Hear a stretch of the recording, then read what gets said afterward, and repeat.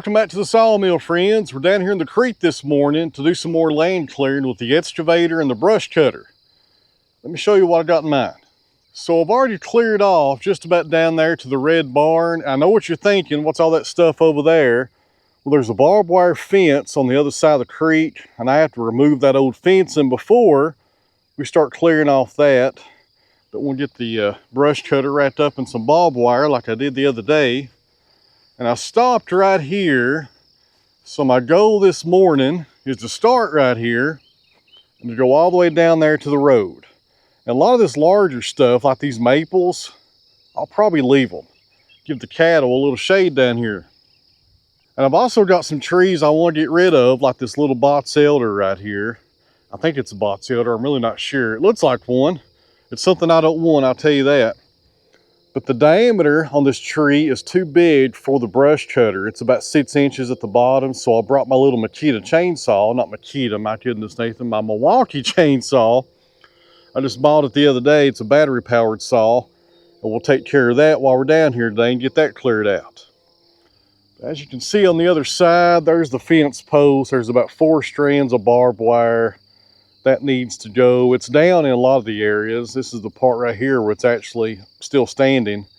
Need to get that cleaned out before we start brush cutting on the other side. Let's go ahead and warm up the excavator. I think I got about a half a tank of diesel. Should be enough to finish up this row right here.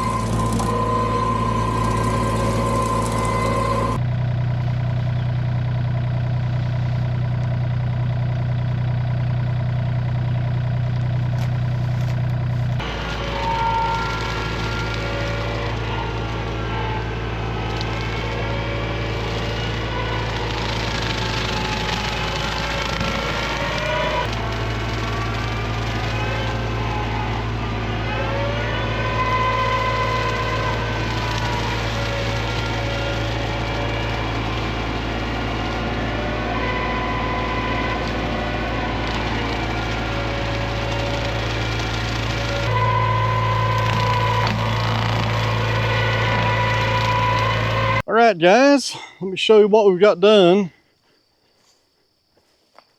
All the way down through there on my side of the creek is pretty much cleared off, and I own to the other side of the creek. The fence line is actually the property boundary, but you can't see it right here because the fence is laying somewhere amongst that mesh right there.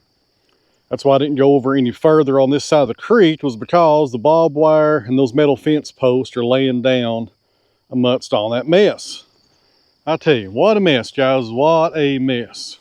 So right down here, I got some maples to clear out. I was going to keep some of them, but these have got to go. There's like 7 in there. They're starving each other for nutrients, so I may leave one of them. I might not, I'm not sure. And before I can come down here and start clearing out this place, or this part of the fence line, the barbed wire has got to go first, because right there's a post, and right there is where we mow. So we got about a 2-foot area that needs cleaned up, and those T-posts need to come out of there. This is what's weird about this property. So the property line is on the other side of the creek until you get to about those maple trees, and then it crosses the creek over here. That's a terrible way to survey property. I'm not sure why in the world years ago they didn't put the entire property line on the other side of the creek. That's going to make for an aggravation as far as putting the fence back up, because now the fence will have to cross the creek unless my neighbor on this side lets me keep the fence on the other side of the creek to the end of to where the road starts, which is only about 30 feet that way. So I got to ask him about that. If he lets me, that'd be great. If not, we'll just come over here and do it that way. Got another maple to take down right there. And over here, some more overgrowth of weeds. And there's that fence. Make sure I don't step on a snake. I saw a black snake a few seconds ago. But all that barbed wire needs to come out of here. Once the barbed wire's gone and those metal fence posts, I can come in here and just waylay this stuff with the brush cutter. It looks so much better. Then over here on the very end, we got some locust posts that have probably been in the ground for 50 years or longer. You guys can see it, it's right in there. Then here is the very last post, which goes all the way up to the roadway. There's a tile right there for the creek. This one needs to come out also. It's got the barbed wire stranded on it. And that's what's weird. This fence line, or the property line, they should have had it all on the side of the creek, or the same side of the creek, either this side of the creek or the other side of the creek, and not cross it. That's terrible right there as far as the surveying goes. Have I complained enough about that? I should probably shut up. There ain't nothing I can do about it now. So this right here, friends, is something I've not showed you guys yet. This is a Milwaukee battery-powered little chainsaw. I think they call this a hatchet. Works really good. I got it at Home Depot about a month ago. It wasn't cheap, but good tools are not cheap. I learned that the hard way over the years.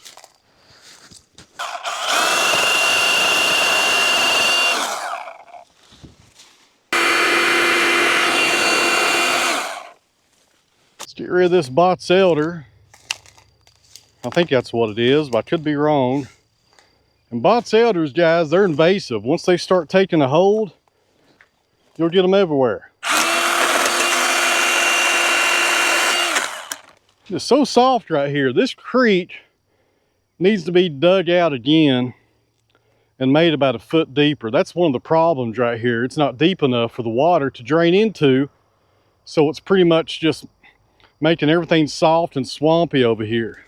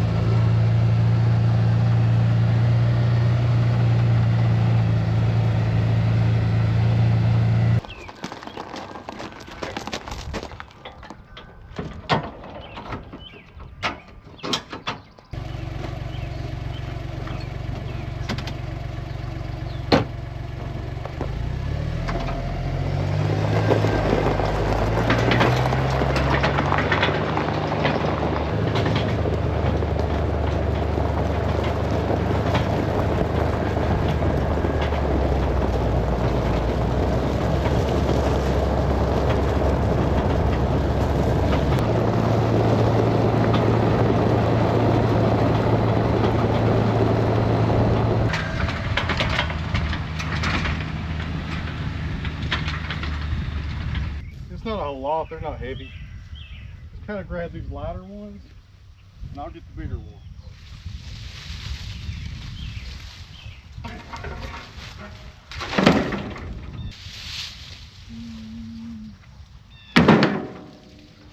There you go. Look it straight over. and sew it on.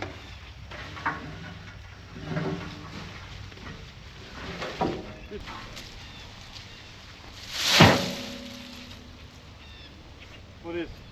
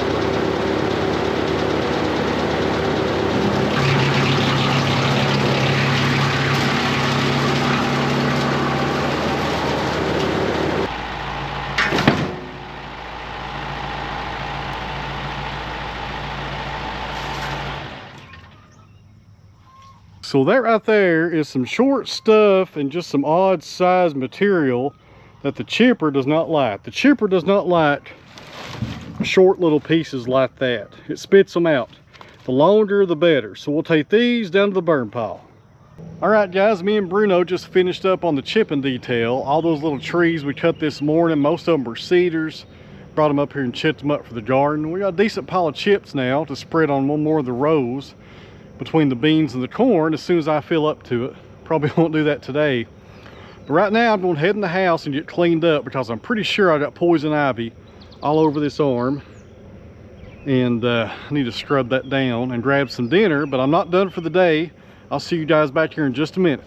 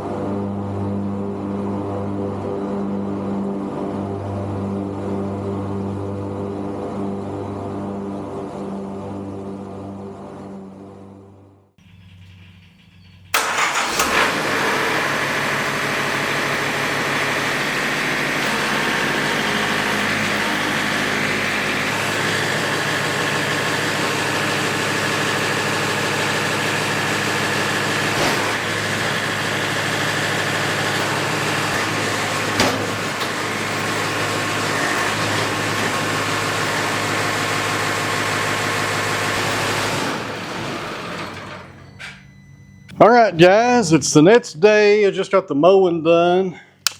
It took me several hours. We got some yellow pine on the sawmill, also known as loblolly pine. I don't get a lot of nice yellow pine in my area.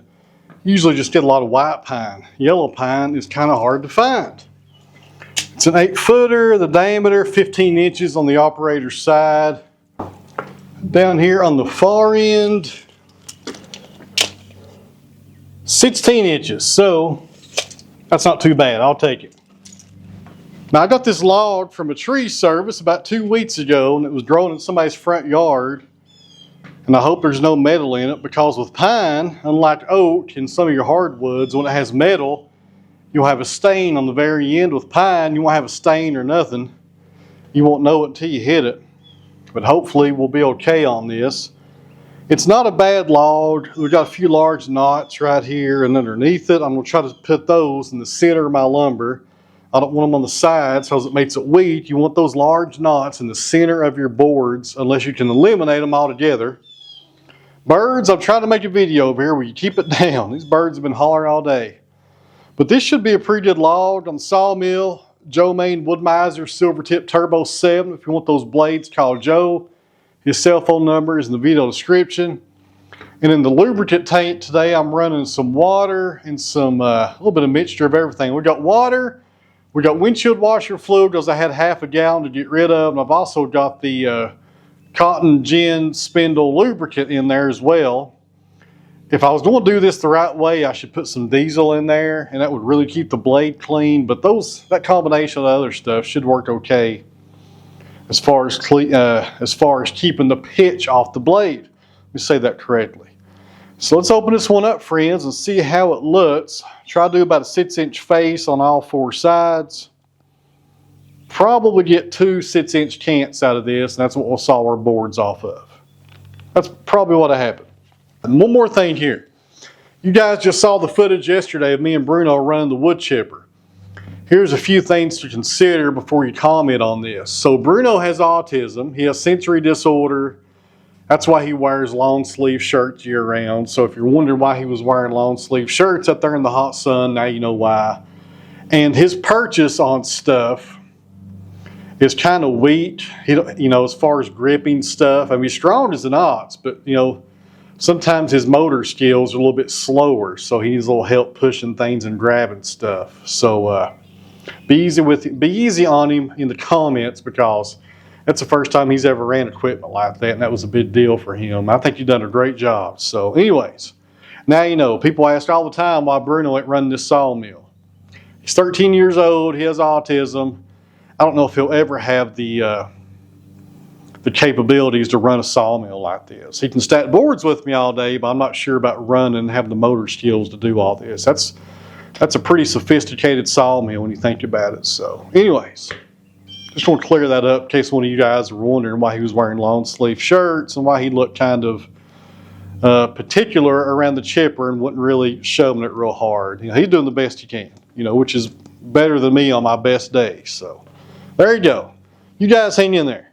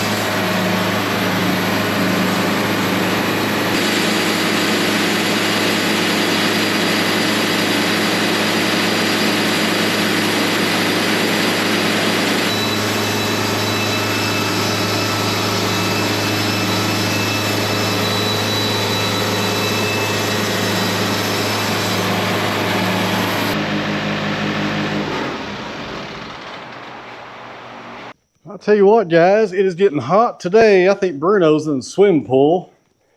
And if I was smart, I'd go join him. So we got 73 board feet total out of this log.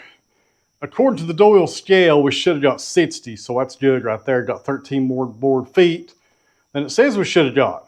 And I took one heavy slab that I made one mistake on. If it wasn't for that, I would have probably got another 5 board feet out of this log. I just wasn't paying attention. It was too heavy of a slab. I think it was maybe the second or third cut. Way too heavy. And if you're wondering why on these last 5 boards, I took a edge cut off the top. I need some 1x3s for some batting strips for this siding. And these were right at 10 inches wide. So we got some batting strips out of it. And I did not get my 2 cants I was hoping for. I was hoping for 2 6-inch cants, or 2 6-inch cants. Let me say that one more time. I'm tongue twisted today. That's a shocker. But when I was trying to get those 2 cants, I could have got them, but one of them would have had so much wane on the edges it wouldn't have looked good for barn siding. So you win some and you lose some. If I would have took that real heavy cut on the 3rd pass, or maybe it was the 2nd pass, I can't remember, I would have got my 2 6-inch cants, because I had more material left on there and not so much wane. But it's the way it goes sometimes. This was still a good log. Really good log. I don't know about you guys, but I'm getting kind of hungry. I think we're having pizza tonight.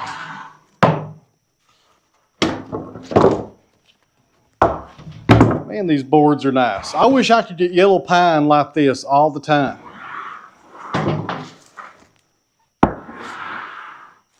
Those sawed out really good. One thing y'all watch about pine this time of year, it will try to mold on you.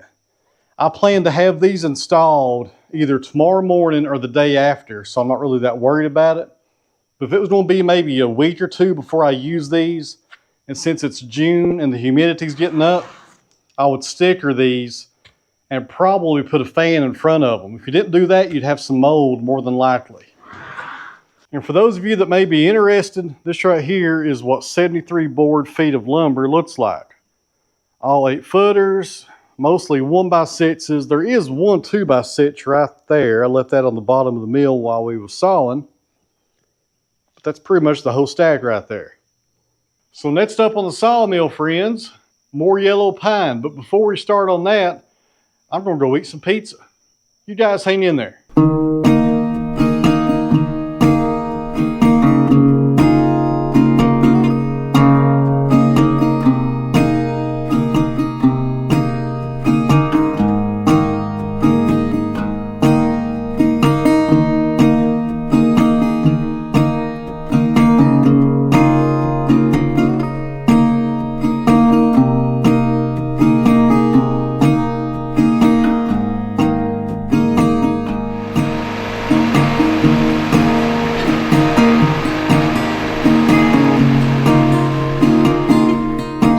The plan was before dinner I was going to come up here and saw up this log and finish it, but I got to put up 2 tractors, put diesel in one of them, take the trash down. I've also got to water the garden, put up the chickens,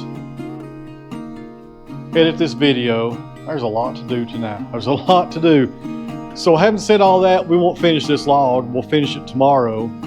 And in tomorrow's video, I've also got to put the dump trailer on the truck and go get a really nice poplar log. So I just got a phone call a few minutes ago about that. Looks like we're going to take a road trip in the morning down to Hawkins County and get a few poplars. But this log, friends, it's a really nice one. There's a little bit of taper, but that's okay. I'm not going to finish it tonight, but we will open it up on all 4 sides and see what it looks like. Should look pretty good. I wish I had more time. We'd finish the whole thing tonight. I'm sorry. Just sometimes I can't get everything done before it gets dark.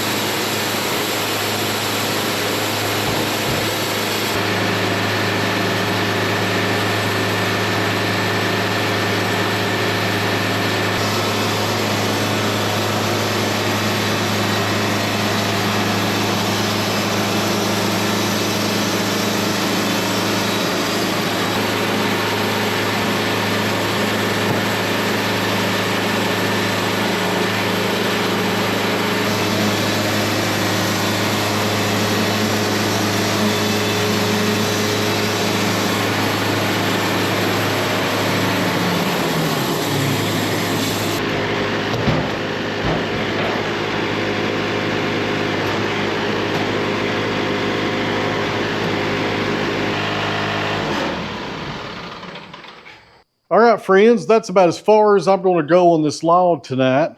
I was real conservative on those first 4 cuts because this stuff is just hard for me to find, and I want to take advantage of every board foot. So I took some very my goodness, I'm getting tired. I took some very small slabs when I made my face cuts. They were actually really small. Let me check the width here. So my opening face cut on that face was just under 8 inches on the width. So it's pretty conservative right there because I'm trying to, get as much as I can out of this pine. It's hard to get yellow pine around here. I can't stress that enough. If anybody in Northeast Tennessee has a good source of yellow pine, send me an email. I'd like to do some business with you. And for those of you that have stuck with me here till the end, let me show you guys how the garden's doing. Some people aren't really interested in this. I know it's gardening, it's not sawmilling, it's not really exciting, but a lot of people ask to see progress pictures or progress video footage. Man, I'm tired, that sounds a lot better. Some people ask to see progress of the video. What am I trying to say here? I'm just gonna shut up. Let's go take a look at the garden. I'll show you guys how it's doing. It's doing pretty good. Got some more corn coming up. So right here in the middle, we got our green peppers. They are doing really good. I've grown a lot of peppers since we've lived here. Got some grass coming up right there. It always happens. Then over here on the side, we got some of these rattlesnake beans. As soon as they start growing and get a little bit taller, they should start climbing on this cattle panel, or at least that's the plan. Hopefully they do. Got some more tomatoes over there, cantaloupe and watermelon on the end, a whole row of tomatoes right there, and that fence is way too close to them. I'm going to move that fence out about maybe a foot or 2 so I could get in there and start working them as soon as they start getting some height to them.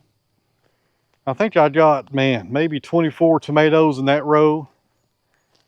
A lot of tomato plants. This soil grows great tomatoes every time. Does a really good job.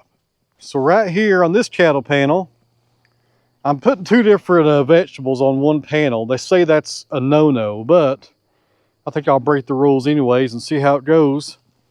We got some more of those rattlesnake beans on this side.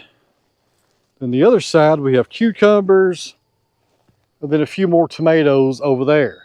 And then this right here is a new walkway that I put in last night. This is more of those wood chips that me and Bruno made yesterday. Those look really good right there. They keep you out of the mud. I love them. I need to extend it over about another 2 foot because right here is a row of corn. And it just started coming up today. That's peaches and cream corn right there. That row goes all the way over there to the ends at the lettuce bed. You can see that romaine lettuce way over at the end. Then over here, the first 2 rows I've not showed you guys yet. Of course, I got my flowers right there to promote pollination.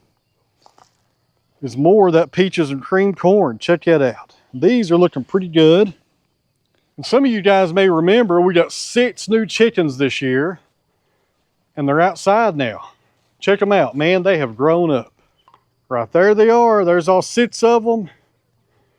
With the exception of that one right there, that's one of our older girls, but these are the 6 new ones that we got this year. All right, guys, I am done for the night. I'm gonna go put some equipment up, water the garden, and put up the chickens, and I'll see you guys back here tomorrow. Thanks for watching, I really appreciate it. I'll see you on the next one.